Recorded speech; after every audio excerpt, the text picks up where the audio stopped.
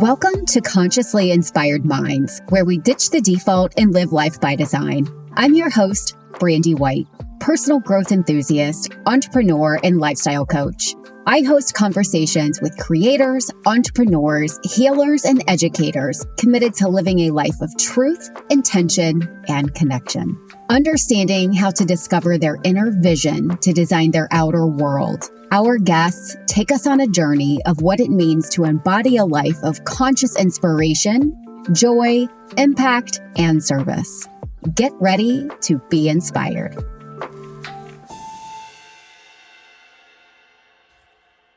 Hello, everybody. Welcome to another episode of Consciously Inspired Minds.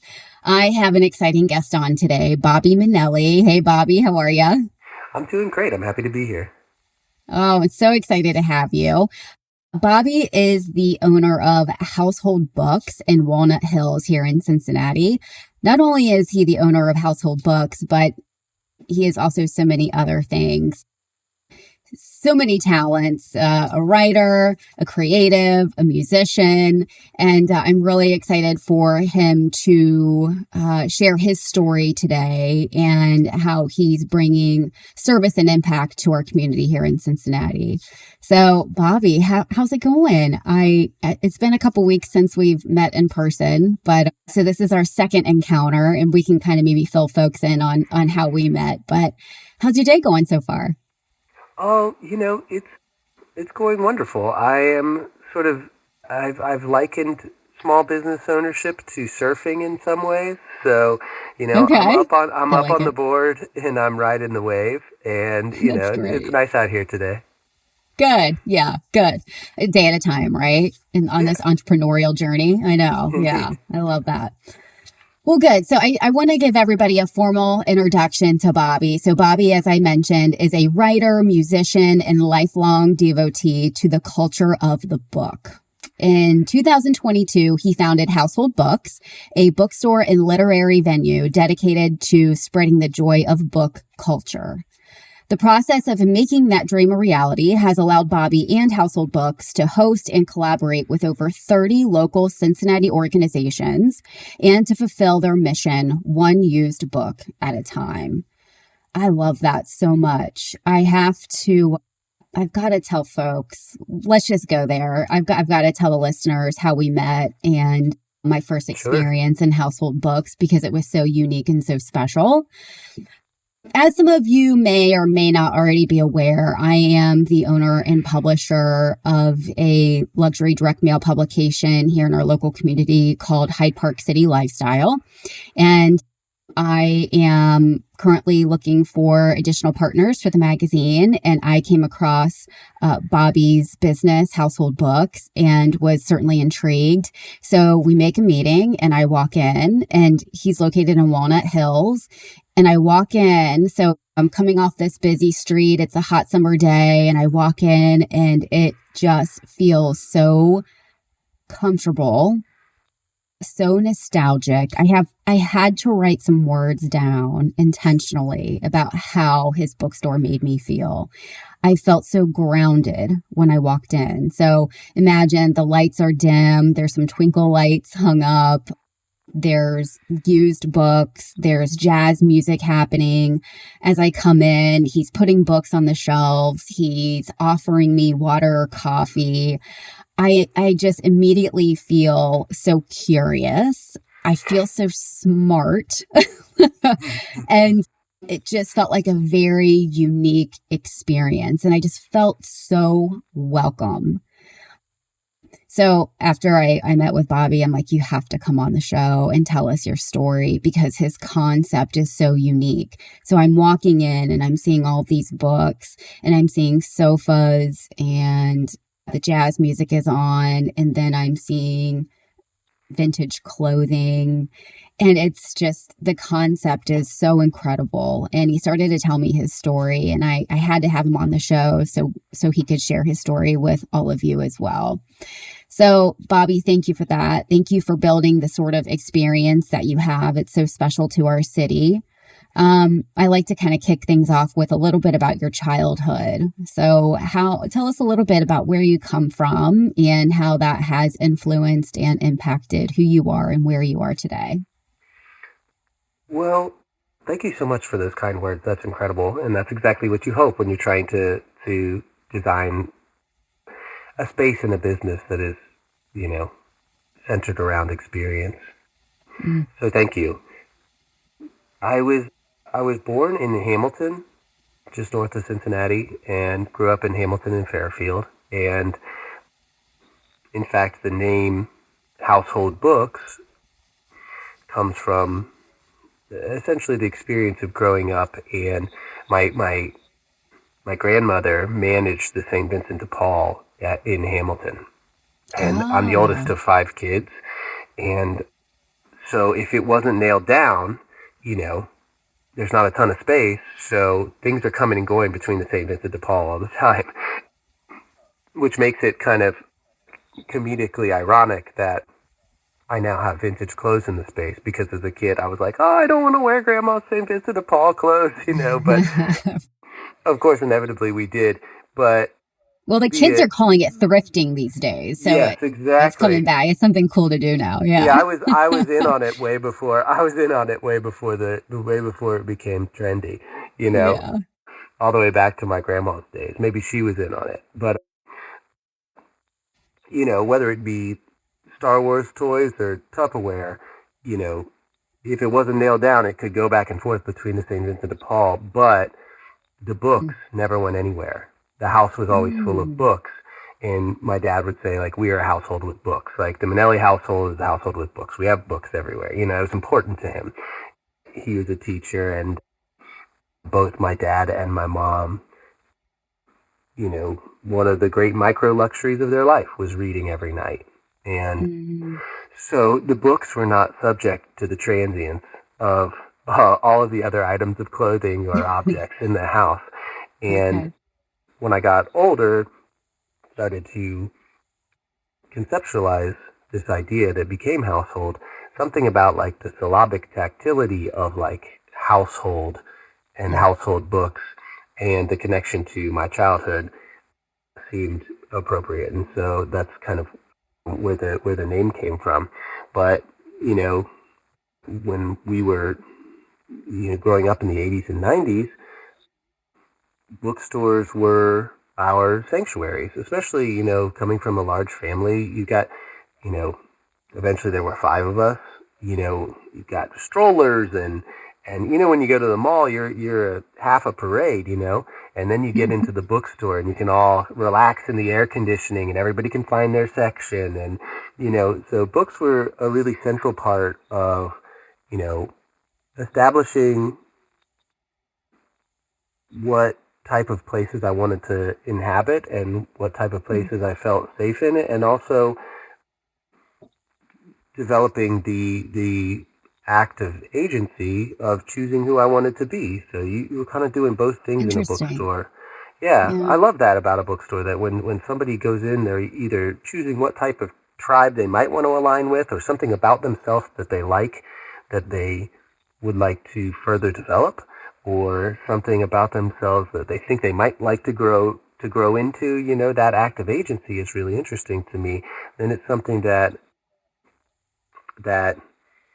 I remember as a really distinct pleasure as a child. So I'm really grateful that my parents constantly took us in and out of bookstores, even if it was just because they had public restrooms. Yeah, that's beautiful. I like that so much.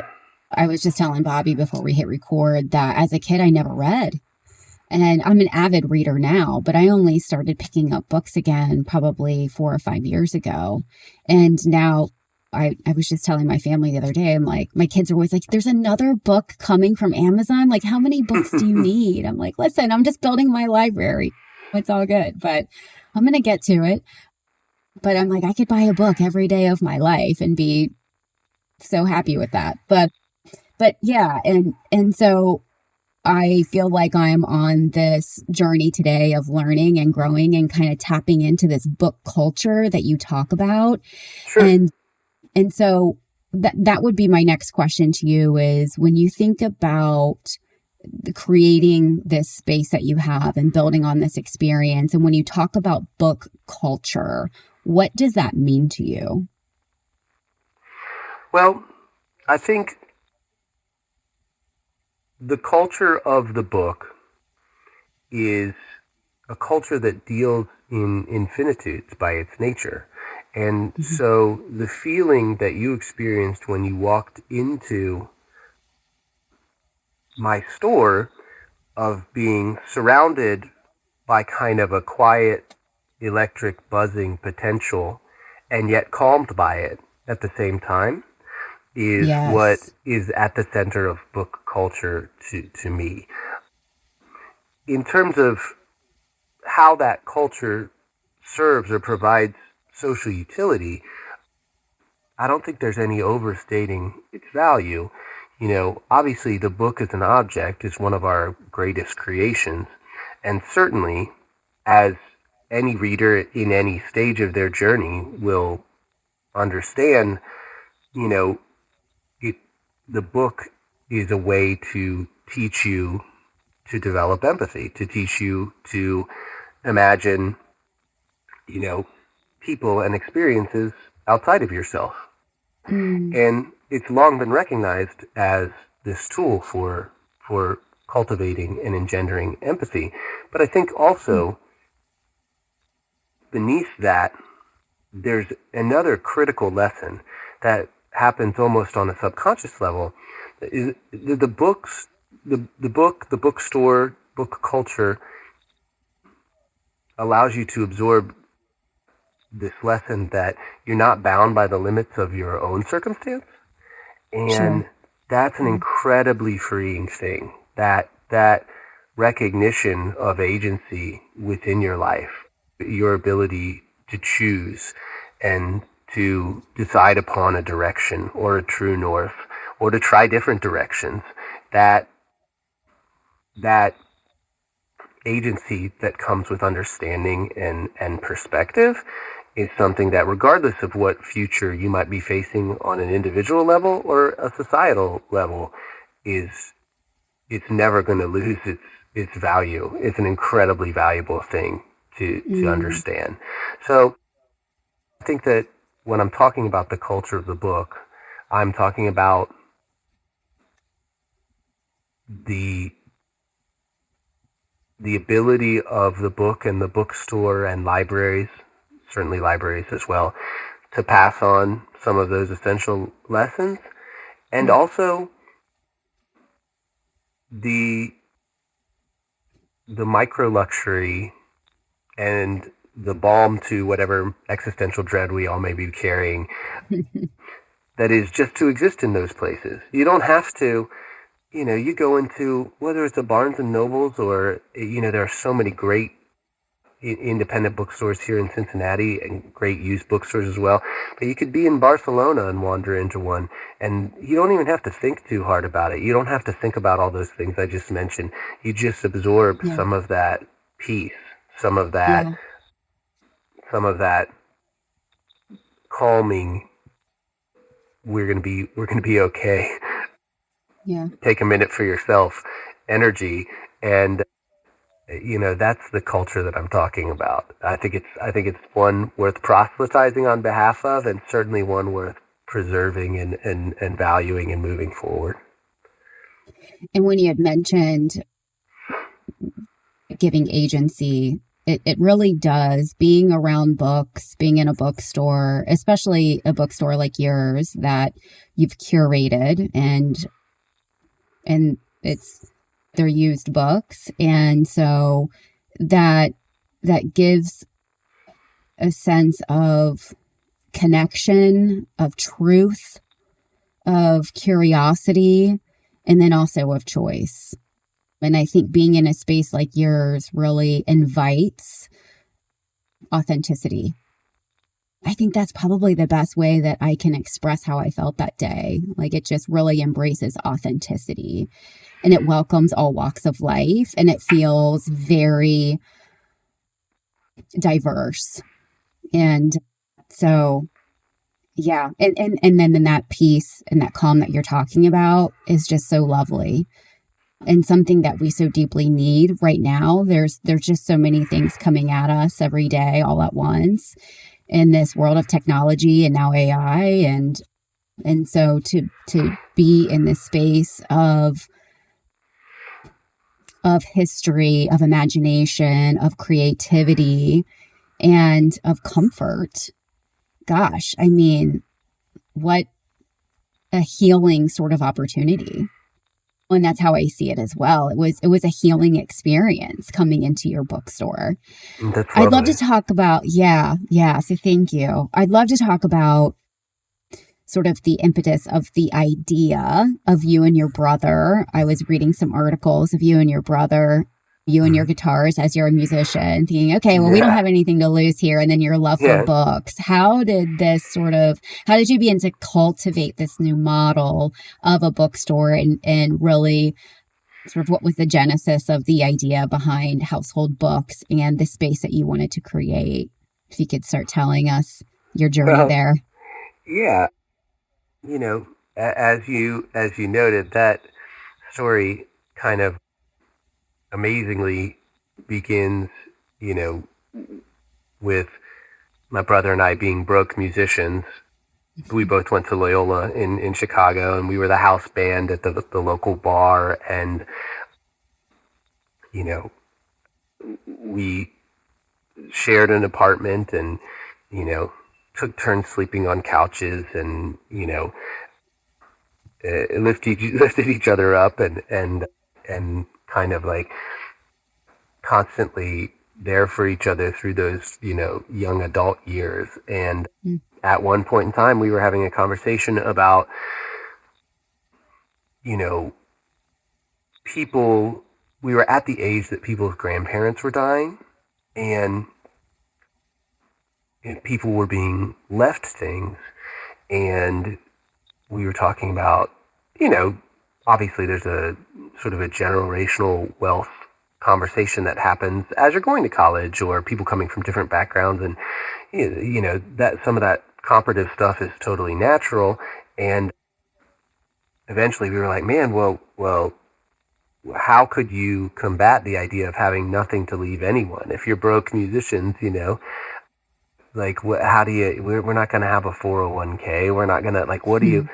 and somewhere along the line, out of this sort of organic kind of humorous conversation, the idea came up that, well, we could build libraries. Used books are cheap, and we love reading. We had always had books stacked everywhere in our various sort of ragtag apartments and stuff. And so the idea came up to come up with our 100 favorite books or stories, and get a really nice hardcover version of each of those books. And then if Hmm. something happened, you know, at least people would know the story of your tastes, and that agency you had accessed. And And then talking about what's on your shelf, I know you had mentioned that mm-hmm, was really important to you as well, was sort of, hey, like learn more about who I am and what yeah. interests me. It was an expression of who you are. If I go into a house party to this day and they have a big You a look at their big books. bookshelf, I walk straight over to it and I'm like, all right, let's see what's what. Oh, listen, if you walked into my office, I was just telling about, I have nothing but personal development and spiritual texts in my office. And it's like, gosh, this girl has I don't know if it's a healthy obsession or not with personal Well, it's a way development. to tell what's Yeah. important to you, though. And Yeah, sure. so that's kind of where that came from. That conversation had to do with, also, it was like accessible and affordable. Like, you could Hmm. get a good Yeah. hardcover in Chicago in the early 2000s. At that time, you could get a good hardcover book for $5-6, in a Yeah. used bookstore. And so it was accessible to us to have that agency and to build that collection. Now, if you fast Mm. forward 5, 6, 7 years, I got further and further into the culture of book collecting, which in and of itself is a really fascinating thing. And I became a really avid book collector. And, and then people would come into my apartment and they'd be like, oh my God, where did this come from? Or where did that come from? And I get to share it with people. But, that initial idea was just to tell a specific story by collecting our favorite stories. Can you tell us a story about when, like, some of the things that you're experiencing when you are getting the used books, and you talk about how one of the books is faded, like it had been sitting in the sun in someone's sunroom, and then you come across another book that had similar fading and thought, could this potentially be the same owner? And it's almost like you're holding the essence of this previous owner, and it's something so much more special about curating and hosting these books that have potentially took on a life of their own. Well, what is that experience for you? Yeah. Once you've moved a little bit down the road of articulating a part of yourself through a book collection, then you develop a natural aptitude to understand when other people are doing that. And I continued to play music and work in like the sort of high-end artisanal restaurant bloom that happened in Chicago.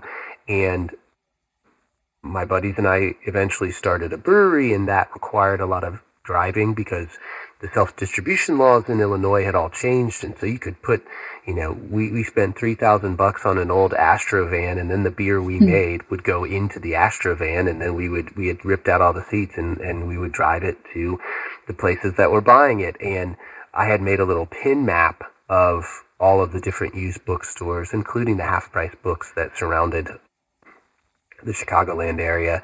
And if I got in there and saw a first edition of Jim Harrison's Legends of the Fall, which was like a favorite book of mine, and there's this kind of raw, emotional, masculine, but sensitive character to his work, well, then I'm like, oh, that person was reading Jim Harrison in the late 70s. They probably were also reading Raymond Carver in the early 80s.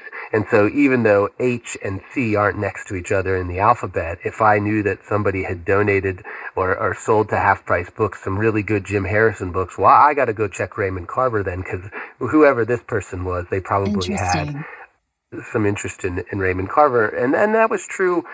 You see somebody who had a certain sun fade on a Robert Heinlein sci-fi books, then all of a sudden you would switch from the H's and go back to the A's and check the Asimovs, because if the similar sun fade exists, then that person's books came in one complete set.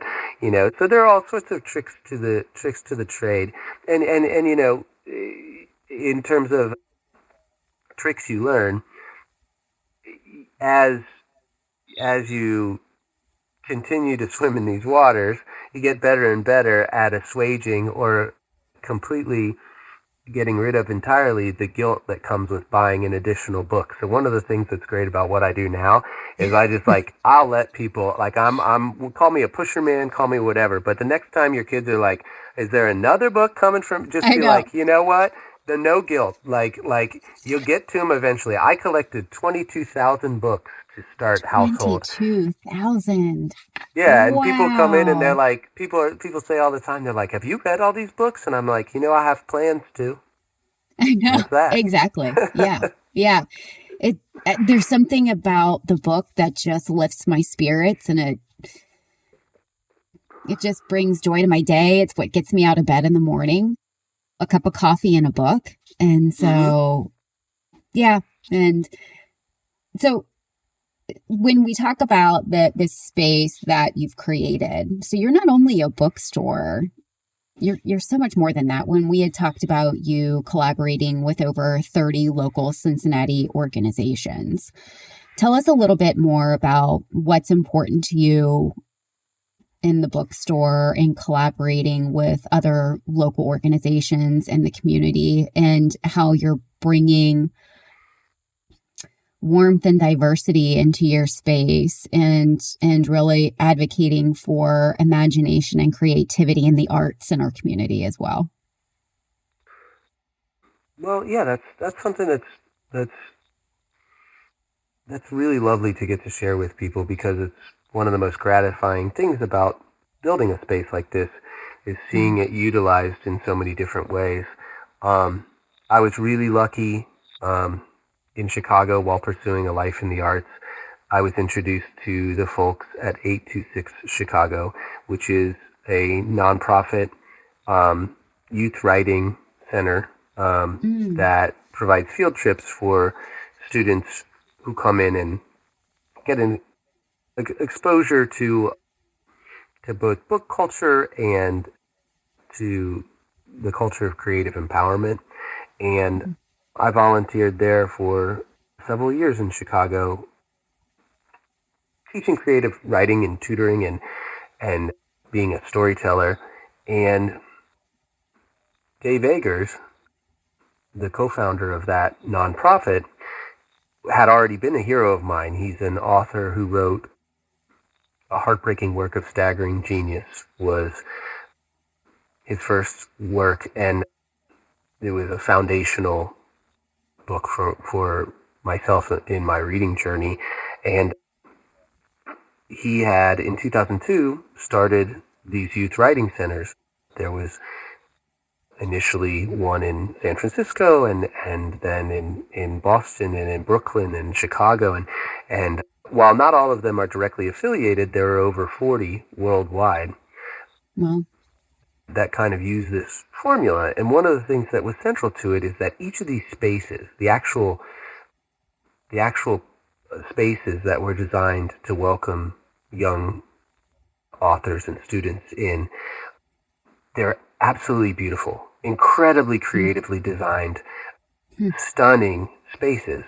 And in being introduced to the way that those organizations work, I discovered that part of the reason that they were so intentionally beautiful and so creatively designed was the idea that the students would receive that intention and that authenticity, even if subconsciously, and want to make beautiful things themselves. That by being inside of these beautiful spaces and being aware of how much intention it took, they would then in turn want to respect that intention through being intentional about their own creation. And that was an idea that didn't strike me as pertaining particularly to children, though it was aptly applied. And so when I started to think, well, maybe I really want to do this bookstore thing and get Household off the ground, I knew that if I put enough intention into the beautification of it, into the space itself, that could have impact. And once I had gotten into my space in Walnut Hills and spent wild nights building shelves and, making paintings and book sculptures and things like that, I wanted to be able to too. Well, yeah, as an amateur, to the be Renaissance sure. man. But I was gambling that when people came in and perceived that it would make them want to make beautiful things too. And that certainly has been the case. There's an incredible writers group that meets most every Sunday night called Dog-Eared Writers Collective. The Monday Morning Writers Group, which is one of Cincy's longest running writers group, has used the space. A philosophy professor from UC came in and gave an incredible lecture. And, I've had social workers use the space for resource coordination. I've had first graders from the local grade school come in and do tours. The Edge Teen Center came in and did a field trip for teenagers who had expressed interest in small business ownership. And on Halloween, my brother and I played a bunch of Tears for Fears covers. We've had hip hop, we've had rock and roll. I used to joke that I wanted to combine Tiny Desk concerts and the Room of Requirement. And I think I've gotten pretty close, with the actual aesthetic of the place. But, the idea that the micro luxury of used book hunting could support the larger necessity of shared space within a community has really, that math has really proven out over the course of the past year. And it's amazing and yet not at all surprising to see that a bookstore can hold so many different energies. Mm-hmm. And I want to go back to your experience at the last bookstore in LA. Oh, sure. Yeah. Yeah. And so that was, it sounds like an inspiring moment for you. If you could tell us a little bit about that. And then it almost sounds like a recreation of that, but also in a very unique and authentic way to your personal values. I want to give folks an understanding of, I think we all love bookstores, but they haven't been sustainable. And so could you take us through, could you educate us a little bit on the history of the bookstore and why we don't have this sort of opportunity and accessibility and why they aren't surviving in our modern day? And then how you see your business model differently. Well, I thoroughly enjoyed the occasions that I got to play music or storytell at the last bookstore. And beyond being able to take the stage at the center of the store through friends' shows and things like that, I was there 2 to 3 times a week because it was a sanctuary for me. And bookstores are often sanctuaries for people when you just need to spend some time with yourself. I think that it's interesting that you bring that up. Since I left LA in 2018, I believe that the ownership team behind the last bookstore has opened 2 to 3 more bookstores. I know that one's coming in Studio City. There's another one called Lost Books LA. I'm eager to get back and check out their expansions. But that's something that's worth exploring because the pastime of spending time in a bookstore never was under threat. People love it. Right. So what did change? Well, I think, I'm certainly no expert, but it seems that commercial real estate has changed a bunch. A lot of the bookstores that have survived, they own their buildings. But I think also, I look at it as an opportunity to try and dive into any of this stuff because ultimately, what's tricky about a bookstore is that you need a lot of space. It has to have this like labyrinthine sort of explorable element to peruse and feel spacious. Yeah. Okay. Yeah. And whether you can create that, within a contained amount of square footage or not, like it certainly people do and do it well. But if your goal is to squeeze every dollar out of every square foot, then the bookstore isn't something that's going to work for you. And so in a culture in America that is increasingly become errand based, like where we're just like, we almost all lost our minds during the pandemic because we couldn't go to Target, you're running errands, right?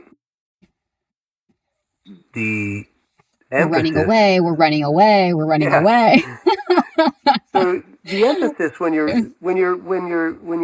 running an errand, the emphasis is on productivity and the emphasis is on transactionality, and therefore you're constantly sort of trying to maximize efficiency. So if you're trying to get every dollar out of every square foot, then there are better businesses to put all over the place. But if you show me a town that you say has been revitalized or reinvigorated or come back to life as people invest in middle-sized metropolises in a really aggressive way, and it doesn't have a bookstore, Yeah, I'm not. I don't know. I'm not sold. I feel like the distinction is in valuation, and bookstores provide an incredible value to a community. They provide an authenticity and a soul to a place, and that is worth Mm-hmm. working on and preserving, regardless of whether or not it's the the best way to make money. Because I Mm-hmm. think that, in the same way as, you know, certain places in Europe have a real emphasis on third spaces and shared space and things like that. And then you go into communities here where maybe that wasn't an emphasis when they were being designed. And, you know, they seem to be lacking. So I think that especially as we move into whatever post-pandemic society we want to make, sharing space together and valuing places that hold space for community is going to be essential, which I think makes bookstores a thing of the future rather than a thing of the past.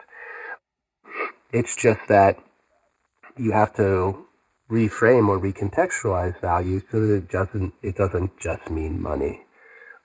Mm-hmm. Now, you know, obviously, my I have a vested interest in, you know, in producing an outcome that supports that theory, but it really has every piece of evidence I've gotten over the past year and a half has supported that people really pick up on what I'm putting down in that way. Now, I had to be creative, be nimble about the business model in order to be able to afford it and also to make money and to have employees and things like that. And every different bookstore owner is, solving that Rubik's Cube differently because, it is a steep hill, but I think it's a problem worth, it's a challenge worth tackling. And I think that there are incredible ways forward. I'm happy to say that, at least for the first year and a half or so, my particular take on the Rubik's cube has worked all right. That's wonderful. Yeah, and like I said, I mean, it's certainly something really unique. And what you had said, a bookstore that you've wanted to create was a bookstore that was more than just a bookstore, and that it didn't have to fear for its place in the modern world, is what you had said. And Yeah, so, and through that, you're not just relying on the books to make your profits or to make impact in the community. You're bringing so much more. You're bringing in experience. You're bringing a hub for people to come, to learn, to educate, to share, to love on one another, to express themselves, to foster and appreciate diversity, and just to feel somewhere to feel accepted and safe. I think yeah, too is a big piece of that. Yeah. yeah. It's been really it's been incredibly touching to see how many different communities have made use of the space, and to have people straight up just tell you, "Hey, thanks. We Mm-hmm. appreciate you making space for us." You know, when you're talking about conversations that center around revitalization, reinvestment, gentrification, Mm-hmm. I thought that the conversations in Walnut Hills seemed really thoughtful and had a lot of um, incredibly intentional participants. And I think that is definitely true of College Hill, my next location as well. But I think that Yes, let's also, talk about that. Yeah. yeah, um, you know, sticking with what works and finding people who are interested in supporting this crazy thing I'm doing, and I think that the bookstore, it provides a unique opportunity from that angle as well. In that the average price of a book at household is $6, so my existence is not dependent upon a specific socioeconomic demo or Mm-hmm. one group of people leaving so that another group of people who can support my business can inhabit a neighborhood. There are people who are smarter than me and know way more about these things who are trying to facilitate conversation and to tackle these challenges. But I do know that a bookstore fits in really well because it's all about inclusivity and bringing people in. It's I'm not waiting for anyone to go anywhere. I just want people to come on in and enjoy the space. And, that's been true of bookstores all over the country for hundreds of years. Yeah. Yeah. That's so beautiful. So talk to us about the other things that you sell at the bookstore. So are we buying records, vintage clothing?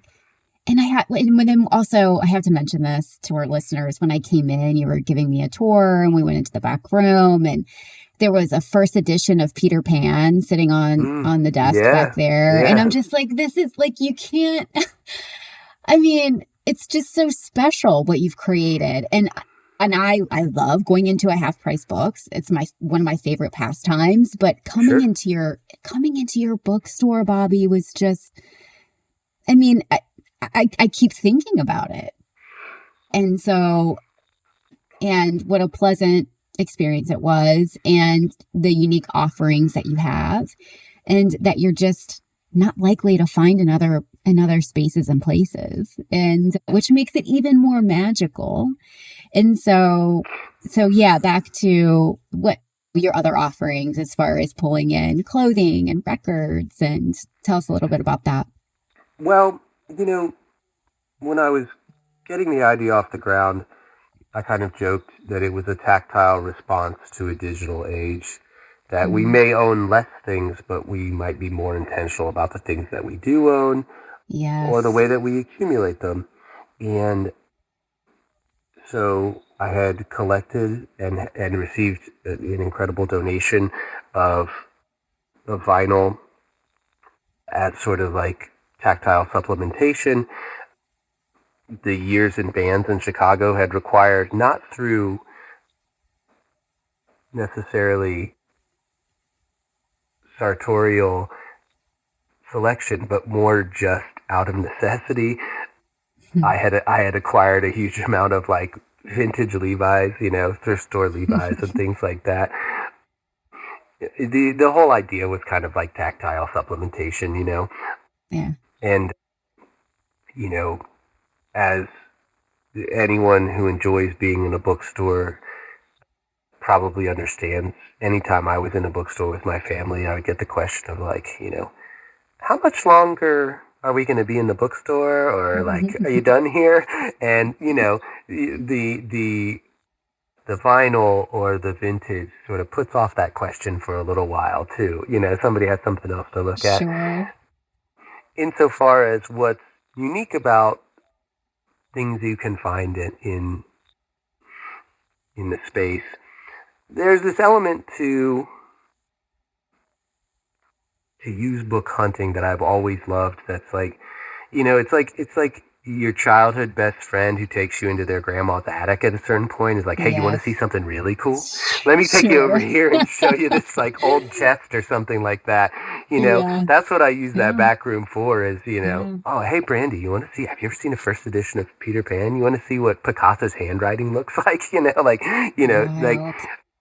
some things, if I'm ever, it's great to sell stuff, and it certainly keeps gas in the tank. But if I ever feel like I'm over the sensation of showing somebody something really weird or cool, then I'll know that I've gone astray, because that's one of my favorite things, is to be like, oh, hey, you want to check this? Look, this is a black magic book of fairy tales. Check this out, And so that's always been something that I've really enjoyed, whether it's in my apartment or now in my bookstore. Yeah. Yeah. It's so nostalgic. And I think that's something else that, I mean, me personally, speaks to my soul, and I know many others, is when we're in front of people, places, things that bring back that nostalgia. It just lets us sort of kind of, it settles. We kind of settle in our bodies and we feel at ease about it. And I think that's why I felt so comfortable and curious coming into your space, is because it almost brought me back to, like my roots. It felt like an opportunity to slow down. I Yeah. think that's how I felt too, coming in, because it's so nostalgic and it's so rooted and grounded that it gave me permission to slow down that day. That's what it Yeah. was too. Yeah. Something about, and we often, get a fair amount of rock and roll on the record player too, but there's often, depending upon the time of day, there's a lot of Miles Davis, there's a lot of Coltrane, Duke Ellington. Something about being in the space, even as busy as I'm grateful to be now, it does have this sort of feeling of taking deep breaths. And I think that, you know, sometimes people are hard on nostalgia, because these things get commercialized and they get sold back to us, whether it be Yeah. genuine sentiment through Hallmark cards or, nostalgia through, targeted Instagram posts or things like that. People get suspicious of sentiments that are genuine when they're originally had. And I think you got to remember that there's a reason they're genuine. You know, irony is the song of a bird that's grown to love its own cage. You can't strive for that all the time. Like, something that I love nostalgia. I love walking in the empty malls where my family used to go as a kid. And, I think you have to probably interact with it healthy. I probably walk a line sometimes. But ultimately, it reminds you that nothing lasts. And the extension of that rationale is that you really need to appreciate the moment that you're in. And Yeah. that's always grounding and always leads to slowing down and taking deep breaths. Yeah. Beautifully said. Beautifully said. Tell us about your location in College Hill and your expansion there and what inspired that. It came out of some organic conversations with friends who are community leaders throughout Cincinnati and also in College Hill. And, you know, central to the idea of household, even when I was sketching it all out in notebooks and stuff like that, was that there would be multiple locations that kind of reinforced each other and,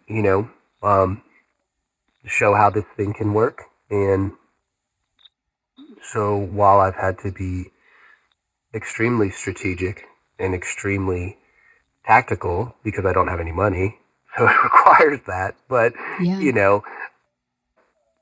I was always on the lookout for the right opportunity to put the next piece in place. And that opportunity came along, and, you know,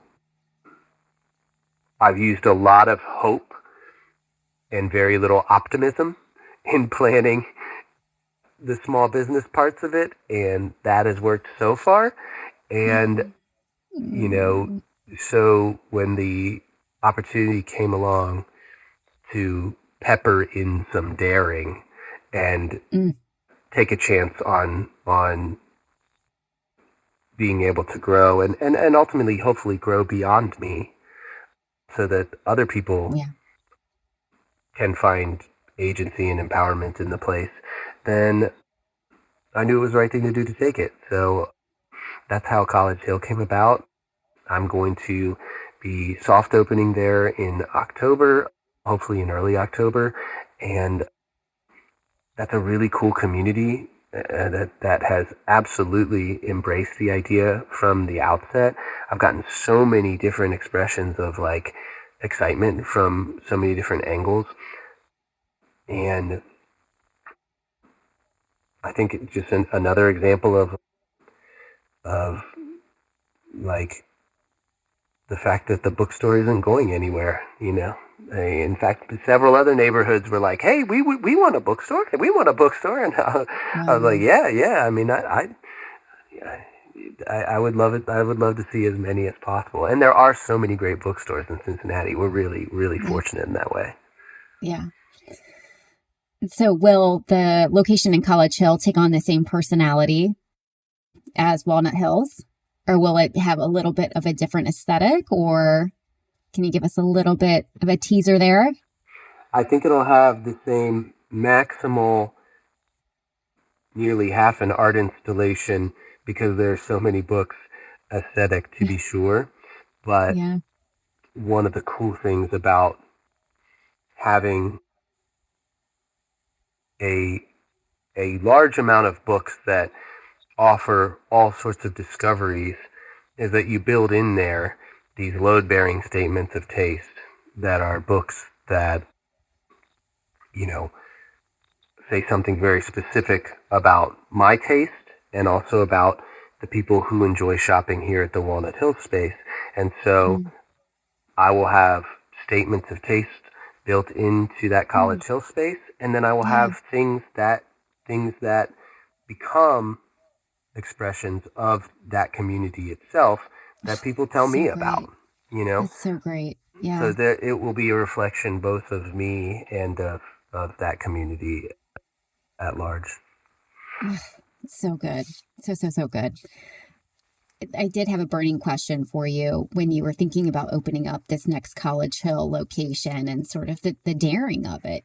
When you and I had talked about daring when I came to visit. And Sure. one of the questions that I wanted to ask you, and I think maybe this is something that a lot of us create pause and reservation in following our dreams because there isn't a lot of certainty in following our dreams and there's a lot of potential risk and you're just kind of diving into the unknown potentially. But when we think about following our dreams and we're kind of weighing acting impetuously versus intuition, Mm-hmm. how do you discern between the two?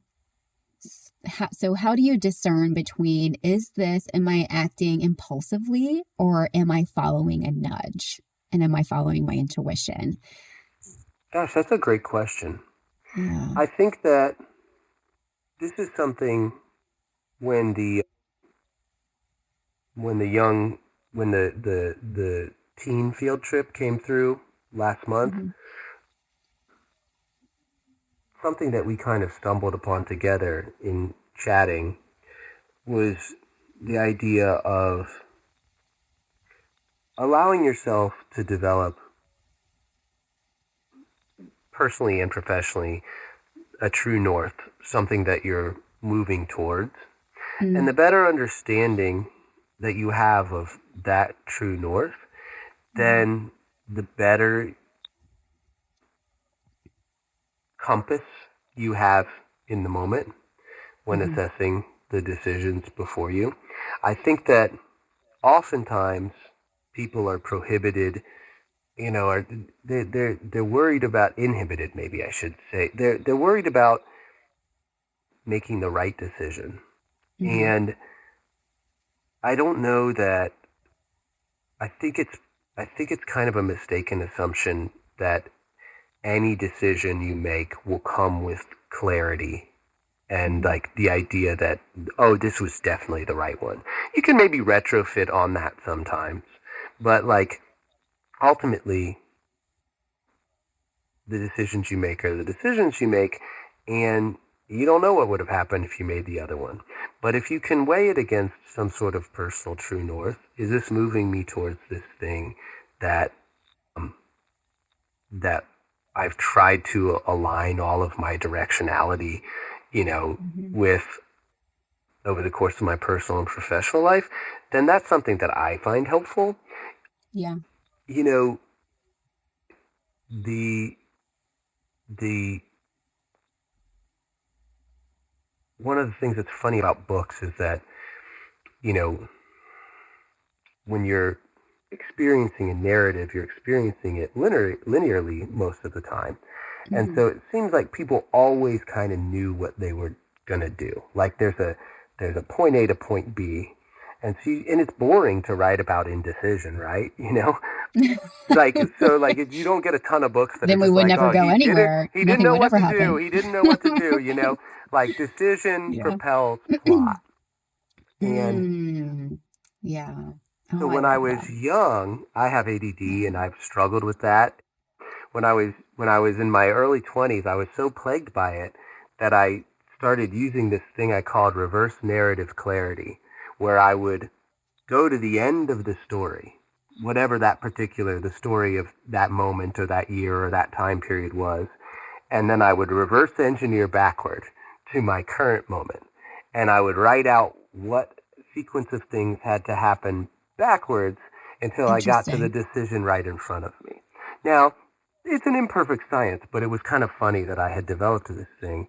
But the same Mm. idea is at play, which is what what's the real true north for me, and does this move me near it, or does it take me away from it?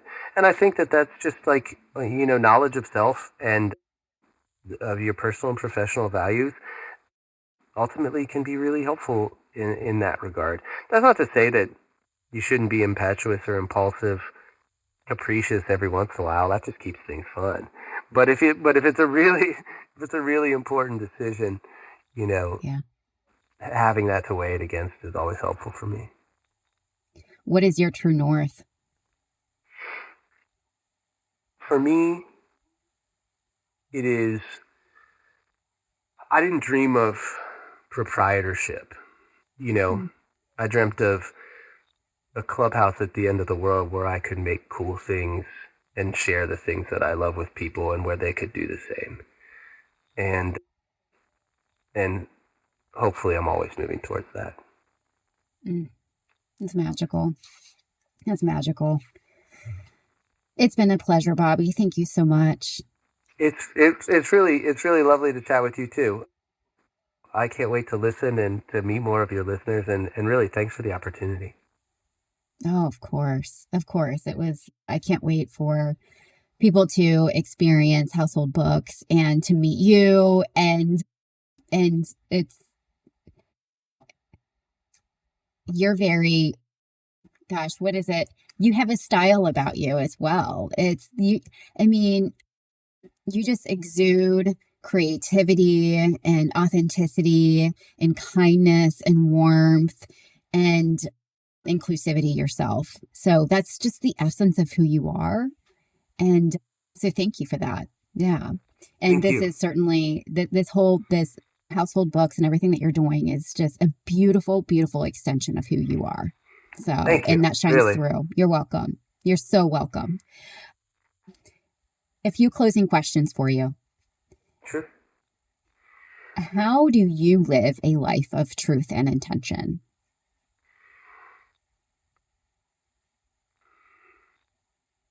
I think I live a life of intention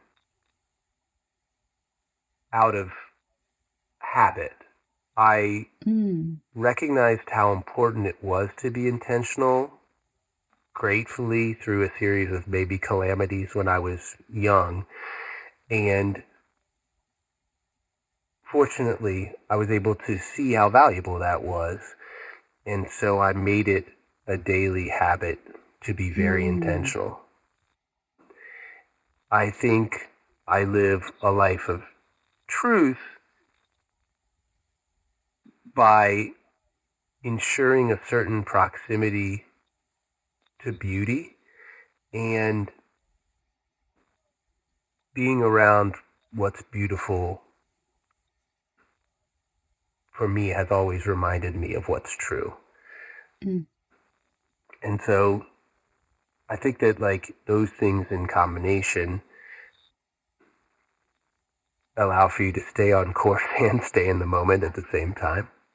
Yeah, yeah, I think it's a very good blend of kind of practicality of the habit of intention mixed with the more dreamy aspect of being inspired, putting yourself in places and spaces that are continuing to inspire you. Beautiful. Yeah, if you've ever gotten a good hug from a little kid, or held somebody's hand in the mall, or watched a sunset with somebody, those things will remind you of what's important. So it's like the proximity to that type of love and beauty allow you to see what's true. Mm-hmm. And I love witnessing that in other people too, and how they interact with one another, and then just how they're loving on one another. And you can just tell their love runs so deep. Yeah. So really special. Bobby, what does it mean to you to live a consciously inspired life?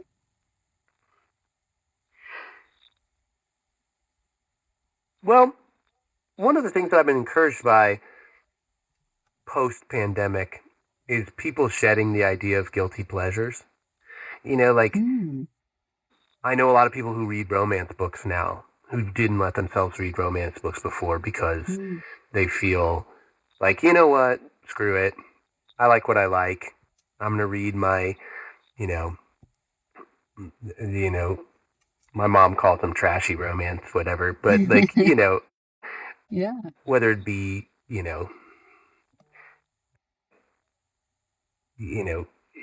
for me, pulp horror stories or things like that. I don't believe in guilty pleasures. I think they're just pleasures. And I think by allowing yourself to be unabashedly exuberant about the things that do it for you, then you have constant access to inspiration. Oasis getting back together this week has really done it for me. I was a huge Oasis fan. Oh my God, me too. And like in college, I just wore my guitar out playing Wonderwall, right? And yes. And like the estranged brothers getting back together, it's really doing it for me. I don't feel any inkling in my body to suppress that in order to be cool. I think it's cool to share that. And so allowing yourself access to that unadulterated exuberance is what allows me to be consistently inspired. Well, you're inspiring us, so thank you. Hey, back at holding you. on back to at that you. Value. Bobby, where can people find you? Where can they learn more? Well, I'm pretty active on Instagram because book culture is so immediate on Instagram. So that's at Household Books Cincy. I also have a Facebook for Household and a website at www.householdbooks.org. But mostly, you can find me inside the store, probably banging on the guitar and playing Wonderwall this week. But nice. I'm here a lot, and I enjoy it greatly. So I love when people just come in and they're just like, hey, I wanted to come see what's up, like yourself. Amazing. All right, everybody, go visit Bobby. All right, Bobby, thank you so much. It's been such a pleasure. Thank you very much, Brandy. Back at you. Of course. And then we'll put everything in the show notes as well for everybody on how to reach Bobby and Household Books to learn more. All right, everybody. Until next time. Bye-bye. That's all for today. Thanks for joining us. If you enjoyed this episode, please subscribe and leave a review. If you'd like to learn more about Consciously Inspired Minds, you can visit us at consciouslyinspiredminds.com. If these episodes have you wondering how you can design a life uniquely inspired by you, head on over to modelifestylecoaching.com.